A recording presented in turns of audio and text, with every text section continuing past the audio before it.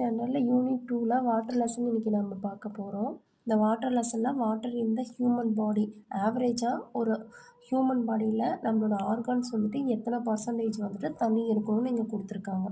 First ஹார்ட்டில் வந்துட்டு 79%, பிரெயினில் 75%, லிவரில் வந்துட்டு 68%, ஸ்கின்னில் 64%, பிளட்டில் 83%, போன்ஸில் 22%, மசில்ஸில் 75%, லங்ஸில் 80%, ஜாயின்ட்ஸ் அதாவது மூட்டுக்கிட்ட வந்துட்டு 83%, லிம்ஸ் நிணநீர்னா 94%, கிட்னினா 83%. இந்த மாதிரி நம்மளோட ஆர்கான்ஸில் நம்மளுக்கு வந்துட்டு வாட்டர் லெவல் வந்துட்டு எப்பயுமே இது ஆவரேஜாக தான் கொடுத்துருக்காங்க. ஆனால் வாட்டர் லெவல் வந்துட்டு இப்படி நம்மளுக்கு இருக்கும், இப்படி தான் இருக்கணும். அப்படி இல்லைன்னா ஆர்கான்ஸ் என்ன ஆகும்னு சொல்லிட்டு தண்ணி வந்துட்டு இல்லைன்னா ஒரு வறண்ட பகுதி எப்படி இருக்கோ அந்த மாதிரி தான் நம்மளோட ஆர்கான்ஸும் இருக்கும். அதனால் அதுக்கு தகுந்த மாதிரி நம்ம வாட்டர் லெவல் வந்துட்டு இன்க்ரீஸ் பண்ணி குடிச்சே ஆகணும்.